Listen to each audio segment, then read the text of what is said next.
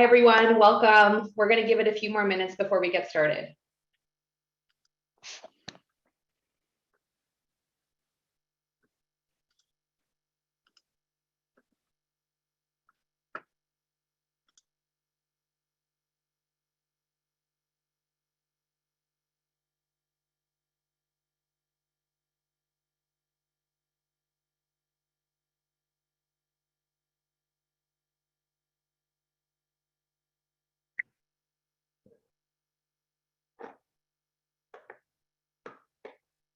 All right, let's kick things off. We are at the hour. Welcome, everyone, and thank you so much for joining us and carving out time out of your days to talk with us about an exciting topic which we have for you today, the future of cyber insurance for wholesalers.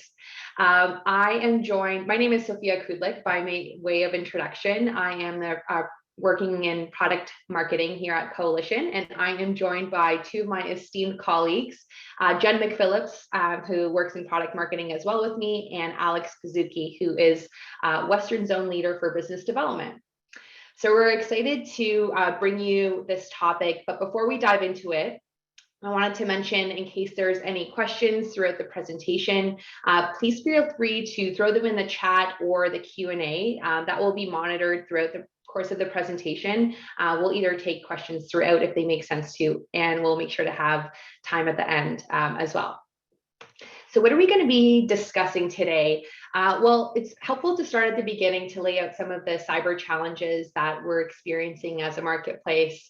And then what are some of those bottlenecks as well, which, focusing in on process, what prevents us from being able to reach all of the businesses who do have cyber exposure?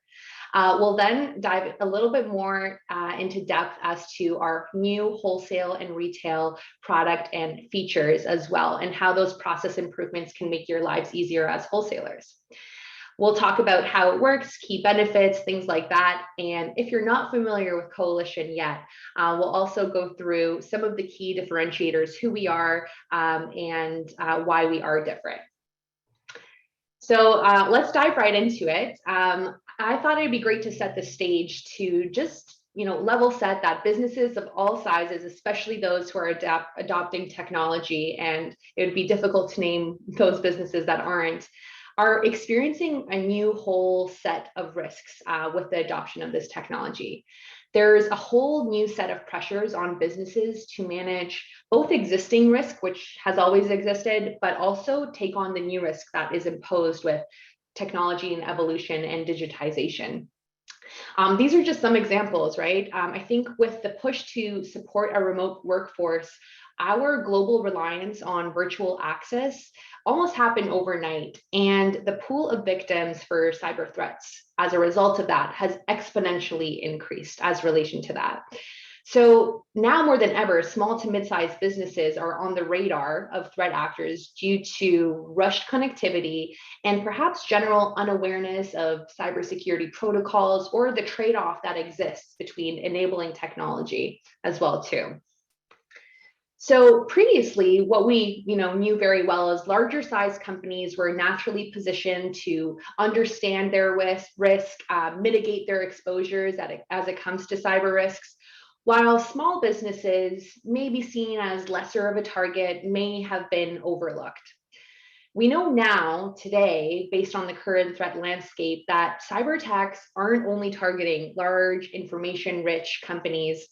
Instead, they're directed more towards businesses with more unaddressed exposures and technology vulnerabilities. And you can imagine that, unfortunately, smaller sized businesses have become those likely threats because of the blinders that they have up into some of their vulnerabilities that exist that may have been overlooked. SMBs are particularly vulnerable due to lack of resources, and when protecting against attacks, often have more to lose when it comes to cyber threats as well. Just to give you a quick example, most recently, we've seen quite a material uptick in claims targeting small to mid-sized businesses. And that has shifted the previous adopted thought that only larger companies with valuable data are targets for threat actor groups. Specifically, referencing back to Coalition's 2021 claims report, The frequency of cyber claims for organizations with 250 employees or less has increased by almost 60% from the first half of 2020 to 2021. So that exposure is changing, and it's changing quickly. And what we know now is that cyber is more essential, not only for large companies, but it needs to be prioritized for small businesses as well, now more than ever.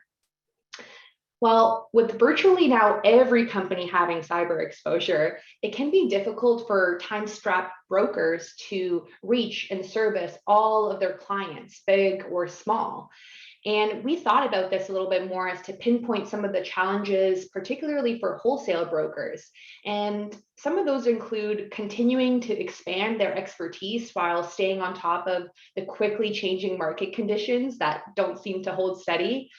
And while keeping up with these market shifts, placing that appropriate coverage, it could be difficult to find the right fit for companies with unique risks.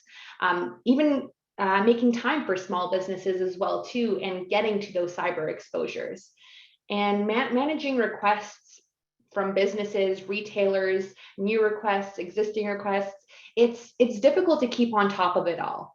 And understandably, there's a lot going on in the cyber marketplace and in the world of brokers in general.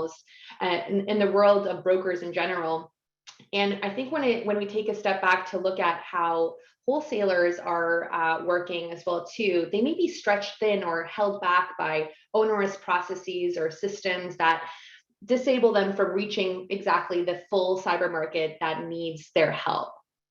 So when we took a little bit of a deeper dive to address some of these process flow or workflow inefficiencies, we at Coalition asked ourselves, what does the current state look like? How can we make wholesalers' lives more efficient and effective so that they can expand their cyber footprint and their business? And where do the current gaps exist? We recognized, based on the existing process, there's a lot of manual information exchange, finding instructions, and things like that. There could be inconsistency with the email visibility between wholesalers and retailers and their clients, and just general lack of visibility into accounts and activity, and manual tracking of account activity as well too, which all takes away from time to target new business and only adds to the workload of wholesalers as well. So these are some of the bottlenecks that we've identified. And when coming up with a solution, we have addressed some of these challenges within our new product targeted specifically towards wholesalers as well too. So I'm going to pass it over to Jen, who will be discussing new product features in a little bit more detail. Great. Thank you, Sophia. And thanks everyone for joining us this morning. I'm excited to introduce our new wholesale to retail solution. And as Sophia mentioned, we really thought about what some of the challenges are that wholesalers are facing, especially given how dynamic and fast moving the cyber marketplace has been and how much demand there's been, particularly even from smaller businesses for cyber coverage. And a couple of the challenges that we've heard from wholesalers, as Sophia mentioned before, are there's lots of information that has to process back and forth between wholesalers and their retail partners in order to get quotes. Lots of emails, sort of manual exchange of information, which really slows down the process and is sort of burdensome for wholesalers. There's also the fact that there's lots of communication happening back and forth between the retailer and the client, and you as the wholesaler want to have as much visibility as possible so that you can best serve the client and provide sort of the fastest service as possible. And lastly, it's just a lot of information and sort of volume of quotes to manage. And our goal with this product was to be able to give you as wholesalers more sort of efficient collaboration with your retail partners, really more visibility into all the sort of policy activity and the policy lifecycle as retailers are processing new quotes, and of course, make the renewal process more efficient.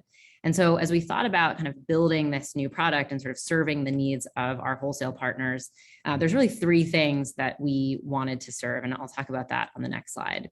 So really the three main things that we're trying to address for wholesale partners is increased visibility to stay on top of all of the policy activity. And we'll talk a little bit more about this, but this is increased visibility at every stage of the quote and policy lifecycle, from first creating options to midterm notifications to the entire renewal process. Second, making the process more efficient. So giving your retailers the ability to quote new policies on your behalf, but of course, leave the binding authority and binding approval with you, the wholesaler, but just making that back and forth and that communication more efficient. And then third, richer collaboration between wholesaler and retailer to drive better results for the client. And the great thing here is that the product allows you to give your retailers the ability to really manage the renewal process start to finish by enabling them to request new quote options and go through that entire process while still retaining binding authority for the wholesalers. So a few things then, and then I'll dive into the product itself. As a wholesaler, I think you'll really appreciate the fact that you get full visibility into all of the quotes and bind requests that are submitted on behalf of your retail partners. So you have full control and full visibility while still enabling your retail partners to make the entire experience more efficient. And for your retailers, they'll love the ability to create and revise quotes, saves them time, saves both of you time. It gives them also full visibility into the account across the life cycle from that first quote all the way through the renewal. And it allows them to drive the renewal process, all while, of course, being able to access the best product by way of the wholesale market. So now we're going to dive into the product itself and just give you a little bit of a view into how it works and how, as a wholesale partner of Coalition, how you'd be able to access these different features. So first, on the screen here, you're going to see a sign-up page. Now, this is something that we offer for wholesale partners that are signed up through this program. And what it enables you to do is have a co-branded version of our sign-up page that you can leverage with your retailers.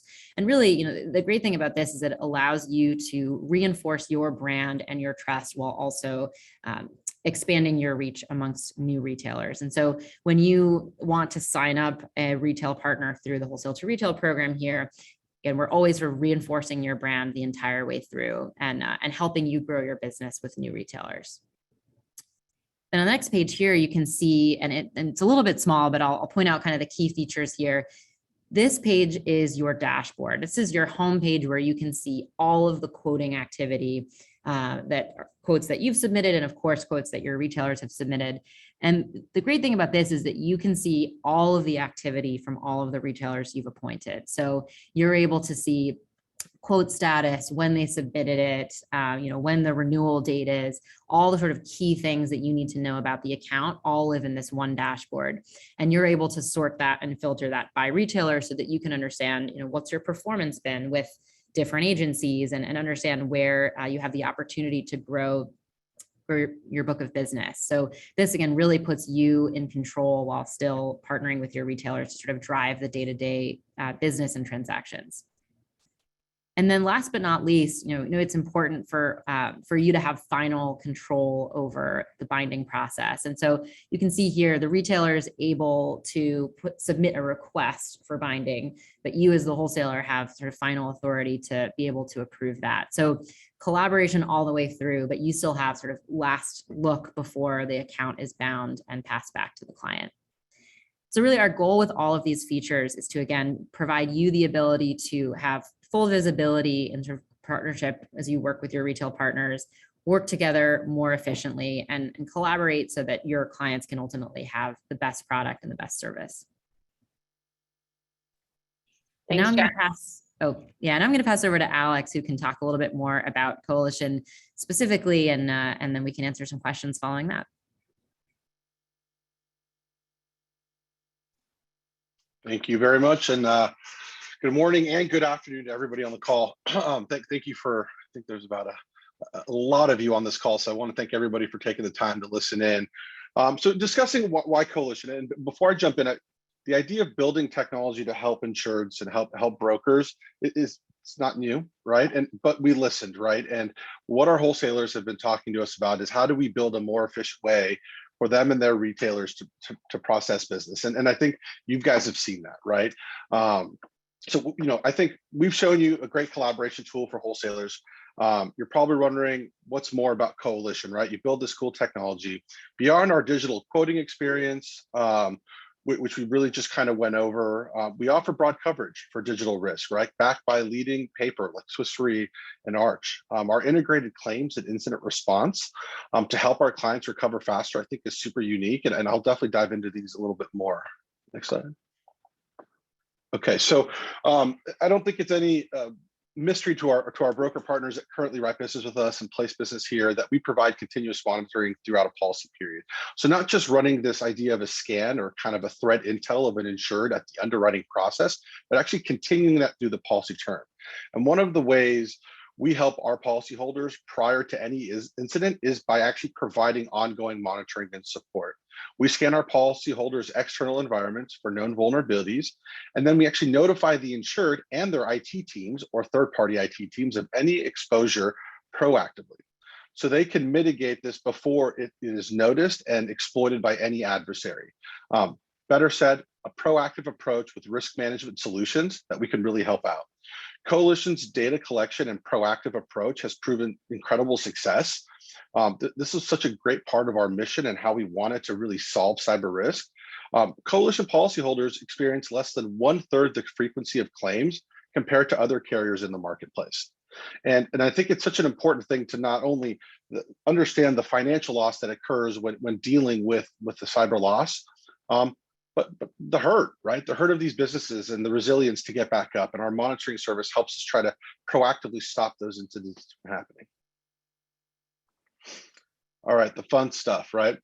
Claims and Coalition Incident Response, acronym CIR, our in-house team to help navigate recover process, including funds transfer fraud, managing law enforcement, fast claims payments, right? I think with frequency, I don't think it's any surprise that with frequency and severity on the rise, our expert claims team and CRA teams have been successful in helping our insureds before, during, and after a claim. If anybody had the opportunity to read our claims report, I don't think it's any surprise that ransomware will remain the single biggest threat for all organizations. And our team and our broad coverage and our broad wording that states pay on behalf of is here to help them. Right? Social engineering, as we call it, funds transfer fraud, right? Stolen funds in a transfer is a massive frequency problem. And the severity has gone up as well. Now, this is a problem that Coalition has been able to mitigate with our claims and CIR team. We've successfully recovered 84% of stolen funds following a funds transfer claim, right? This is super unique, right? I always try to give examples of, from a technology risk standpoint, how do you make this easier for your retailers or yourself or even insureds to understand? And imagine we were the auto insurer, and this would be equivalent to owning the repair shop. And the repairs that happen at our repair shop are better and less costly to the insured.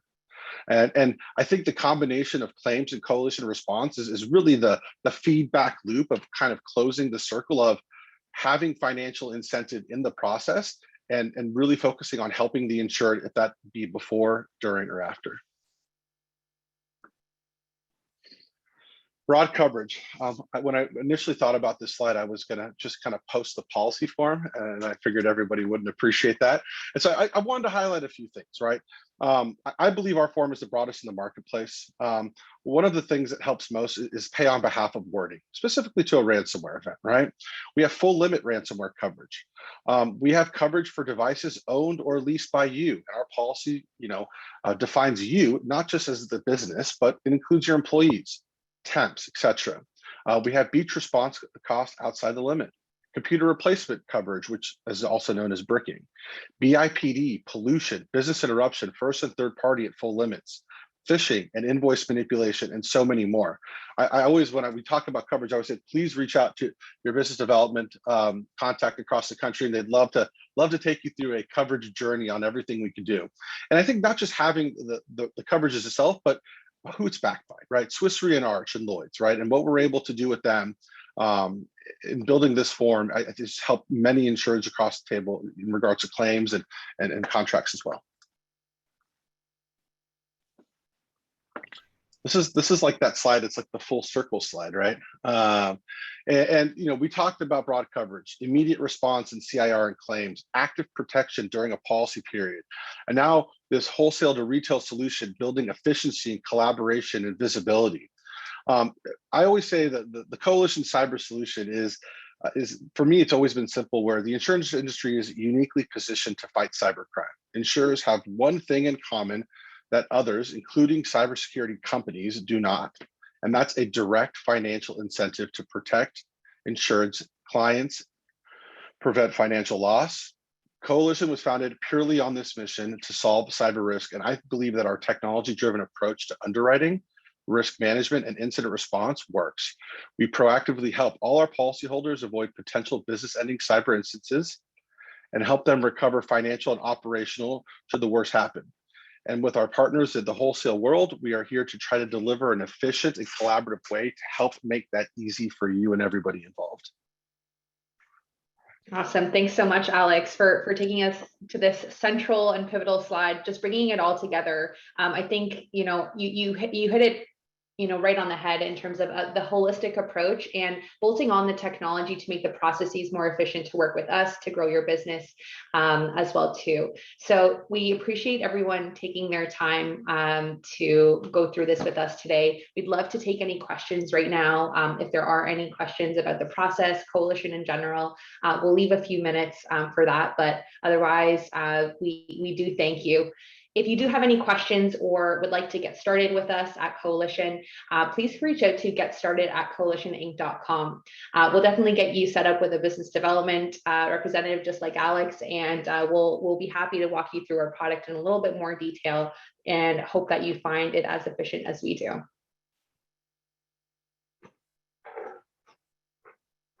First question we have is, how do I sign up a retailer?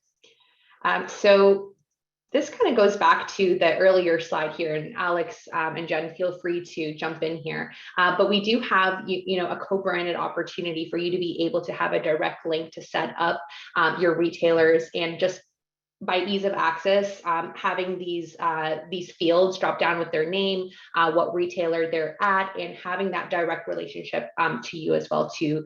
Yeah, so Jen, do you have anything to add here?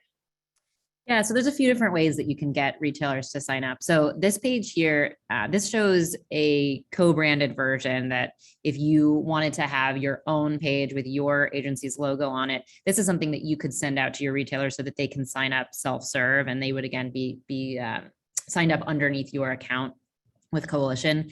We also would accept signups through email. We have lots of wholesale partners who sign up their retailers that way. So we're flexible, either email or through a co-branded page like this to allow you to have a little bit more control. Awesome, thank you. I think there's another question that came in. What if there are no IT folks at the at the SMB client? And I think that this is a current challenge that a lot of SMB clients are facing, is the lack of resources, which makes, both from a personnel perspective as well as financial when it comes to cyber risk. It's an issue that requires a lot of attention, and that's where partnerships really do come into play. I think that with some of the value propositions that Coalition has, such as the active monitoring, it does enable small clients, especially who may be lacking those resources, to have visibility into their current risk profile, something that they wouldn't have necessarily, or would be inundated with other solutions that might not really get to the point. So I think that the value of partnerships, and specifically insurance partnerships with risk transfer and mitigation, are highlighted, and even more important for small business clients who may not have all of the resources available to them. And this is where they turn to expertise from the wholesale community, such as yourselves, to be able to assist with some of those conversations as well.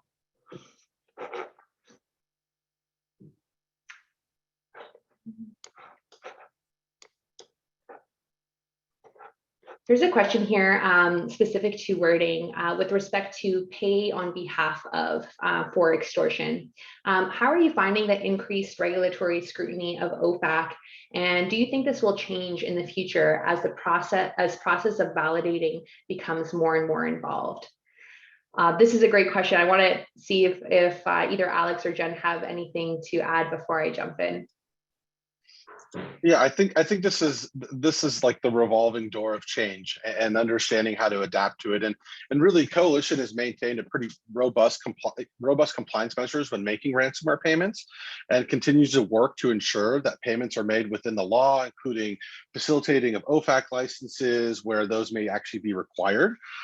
We continue these efforts through active dialogue with law enforcement and the U.S. Treasury specifically, seeking continued guidance. And we'll make every effort within the law to provide all coverage afforded under our policy. Our mission is unchanged, and we're doing everything to solve this. There is a lot of politics and a lot of nuance that goes into OFAC, but we're doing everything in our power from a diligent standpoint to make this possible. Thanks so much, Alex. Another question came in with regards to multi-factor authentication being required for cyber. And before tossing it over to you, Alex, for your perspective, I think that what we're seeing now is a general push for insurability in terms of the minimum controls and standards that are required. And these are more for the protection for the, being the low-hanging fruit or the easy target, right? And we're seeing now that, without putting too firm of a number on it, but majority of cases that do happen with ransomware and companies that are impacted by ransomware, one of the main controls that are absent within their systems is multi-factor authentication. So what we're seeing now is, a big push from the insurance community in general to better protect clients and having this control implemented in as many places as possible. So it is definitely becoming more of a requirement. There are a few additional questions, I think, from an insurability and application perspective. And this is all sort of summarized within our quoting process. You can work with our BD team to answer any more specific questions, but it is definitely something that we're seeing more and more of in the industry. And there's generally a big push and for important reasons. Yeah, and that was a really good question, and it's obviously a question we get quite often regarding MFA required for cyber.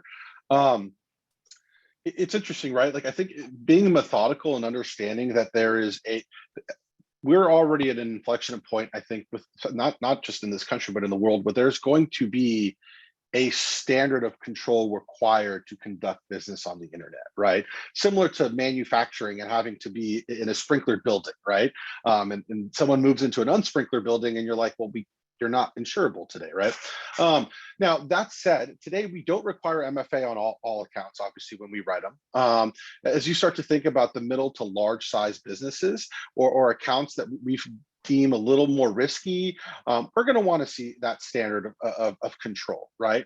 I always joke, if you have a $300,000 restaurant, the chances of them using their restaurant email address is pretty minimal.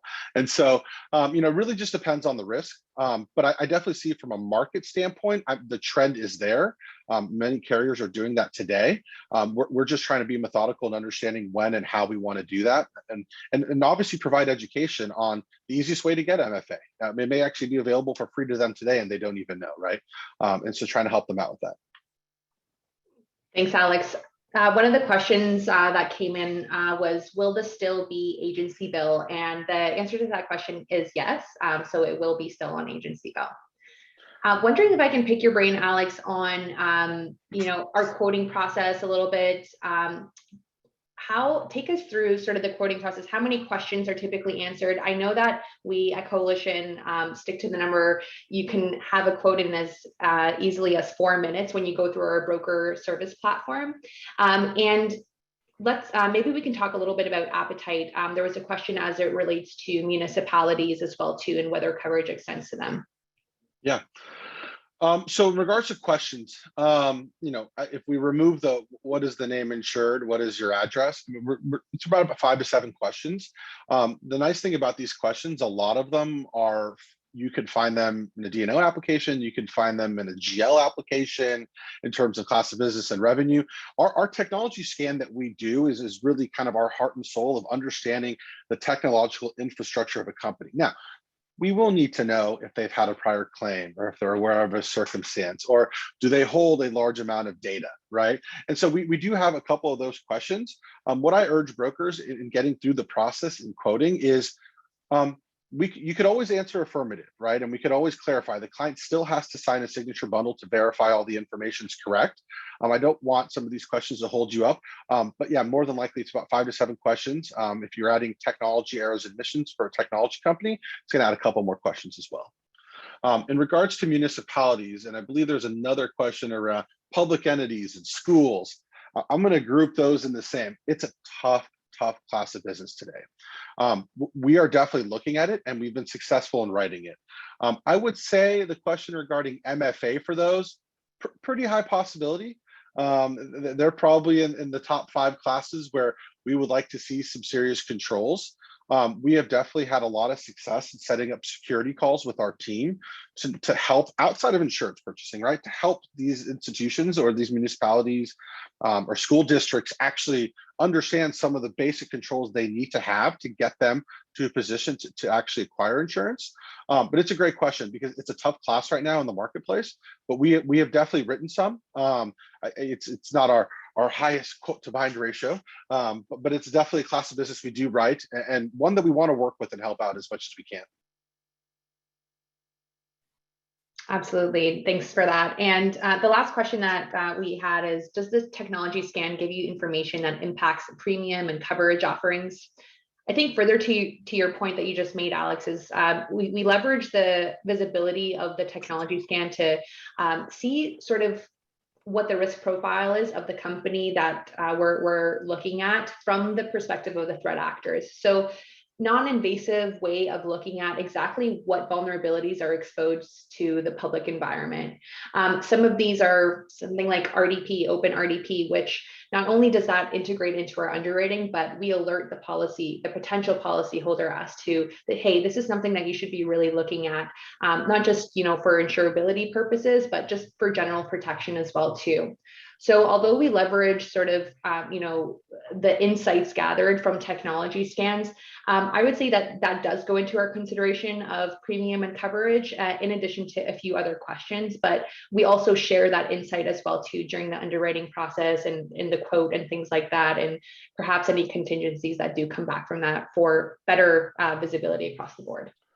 Yeah, our data collection's really unique, and it's built to be a proactive tool that is ours, that is continual, right? And I think protective controls exposures is something that will always directly affect premium and coverage offerings, right? Now, there are a lot of times where a question may be answered incorrect, and we come back and we're like, hey, we can actually provide this coverage to you. Let's verify the question, right? But it's a really good question because the technology scan is a great indicator of infrastructure and understanding. I always joke and say it's kind of like cope in property, right? Where you understand the construction, the occupancy, the protections within that building, and understanding all those things. And this scan happens, by the way, within 20 seconds while you're quoting the account. And it's actually available to all of you as well upon finishing the quote. Yeah, I appreciate that. And to that question, that scan is, yes, it's done at the point of underwriting. It is done in a few minutes. It does take a little bit of time, but for the purposes of the conversation, it's very quick, and we're able to integrate that right away into our insights. All right, with that, I'd like to thank everyone for joining us today. Hopefully you found this presentation beneficial, whether you're a wholesaler working with Coalition already. Appreciate your support, and if you'd like to sign up with us, we'd be excited and thrilled to work with you. So please feel free to reach out at getstarted@coalitioninc.com, and thanks again. Hope everyone has a wonderful day. Thank you.